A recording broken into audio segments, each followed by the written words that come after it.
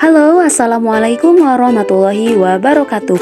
Pada kesempatan kali ini, saya membuat video animasi pembelajaran terkait rumpun model pembelajaran nilai untuk memenuhi salah satu tugas mata kuliah pengembangan pembelajaran IPS. Oke, langsung saja ke pembahasan yang pertama, yaitu terkait maksud dari model pembelajaran nilai itu sendiri. Nah, pembelajaran nilai itu dimaksudkan untuk membantu peserta didik agar memahami, menyadari, dan mengalami nilai-nilai serta mampu menempatkannya secara integral dalam kehidupan. Maka dari itu, untuk sampai pada tujuan yang dimaksud, tindakan-tindakan pendidikan yang mengarah pada perilaku yang baik dan benar perlu diperkenalkan oleh para pendidik.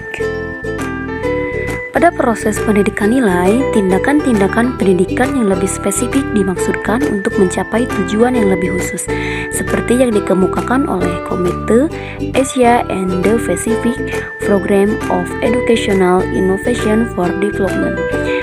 Pendidikan nilai secara khusus ditujukan untuk yang pertama, menerapkan pembentukan nilai kepada anak, yang kedua, menghasilkan sikap yang mencerminkan nilai-nilai yang diinginkan, dan yang ketiga, membimbing perilaku yang konsisten dengan nilai-nilai tersebut.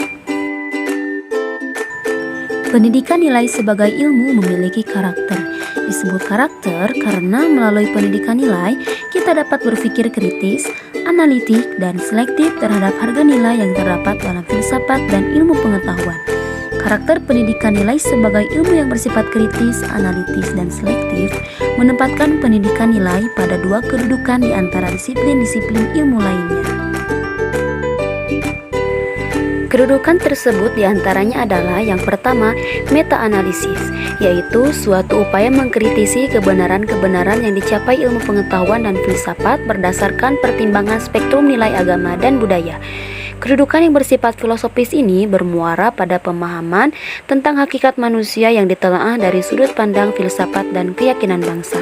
Dan yang kedua, par excellence, yaitu suatu upaya pemanfaatan nilai-nilai unggul dalam disiplin ilmu lain seperti IPA, IPS, humaniora, dan ilmu-ilmu agama untuk kebutuhan tindakan-tindakan penyandaran nilai. Untuk selanjutnya, pembelajaran nilai dan watak pada dasarnya adalah proses fasilitasi yang diberikan oleh guru kepada siswa agar terjadi internalisasi nilai-nilai kehidupan sehingga melahirkan watak baik. Untuk mengembangkan watak baik, perlu diterapkan praktik pendidikan yang melandaskan pada teori yang relevan, yakni yang pertama ada teori komprehensif. Teori ini ditawarkan oleh Licona pada tahun 1991 yang mengaitkan antara moral knowing, moral feeling, dan moral action. Untuk moral knowing atau pengetahuan moral, ini memiliki unsur-unsur kesadaran moral, pengetahuan nilai moral, pengambilan keputusan, dan pengetahuan diri. Adapun moral feeling atau perasaan moral, ini mencakup rasa empati, percaya diri, cinta kebaikan, pengendalian diri, dan rasa kemanusiaan.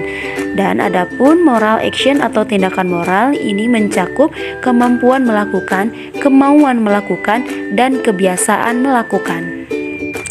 Yang kedua adalah teori konteks sosial, yang mana teori ini menyatakan bahwa perilaku seseorang itu ditentukan oleh faktor personal dan lingkungan. Dan yang ketiga adalah teori-teori yang berpusat pada diri. Teori ini menyatakan bahwa seseorang merespon dunia seperti yang ia lihat, yang ia persepsikan, yang ia tafsirkan, dan perilaku seseorang sangat tergantung pada penafsiran mereka. Teori ini juga sesuai dengan teori konstruktivistik.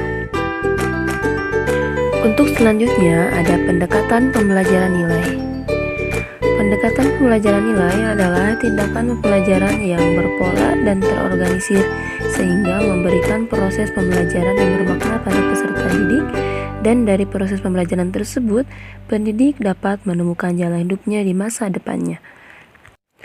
Adapun macam-macam pendekatan pembelajaran nilai, diantaranya yang pertama ada pendekatan penanaman nilai, yaitu suatu pendekatan yang memberikan penekanan dan penanaman nilai-nilai dalam diri peserta didik.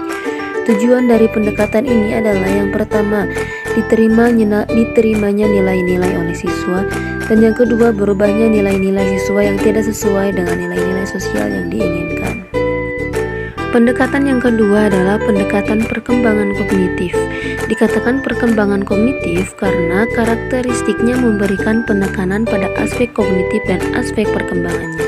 Pendekatan ini mendorong siswa untuk berpikir aktif tentang masalah-masalah moral dalam membuat keputusan-keputusan moral. Tujuan dari pendekatan ini yang pertama adalah membantu peserta didik dalam membuat pertimbangan moral yang lebih kompleks berdasarkan kepada nilai yang lebih tinggi. Yang kedua, mendorong peserta didik untuk mendiskusikan alasan-alasannya ketika memilih nilai dan posisinya dalam suatu masalah moral. Untuk pendekatan yang ketiga adalah pendekatan argumentasi moral.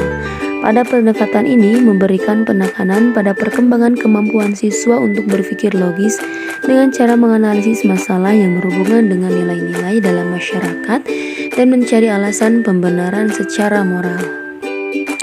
Pendekatan pembelajaran yang keempat adalah pendekatan pembelajaran berbuat. Ini memberi penekanan pada usaha memberikan kesempatan kepada siswa untuk melakukan perbuatan-perbuatan moral, baik secara perorangan maupun secara bersama-sama dalam suatu kelompok. Dan yang kelima adalah pendekatan klarifikasi nilai. Pada pendekatan ini memberi penekanan pada usaha untuk memberi siswa dalam mengkaji perasaan dan perbuatannya sendiri untuk meningkatkan kesadaran mereka tentang nilai-nilai mereka sendiri. Sekian materi yang dapat saya sampaikan terkait rumpun model pembelajaran nilai. Mohon maaf bila ada banyak kesalahan. Terima kasih. Wassalamualaikum warahmatullahi wabarakatuh.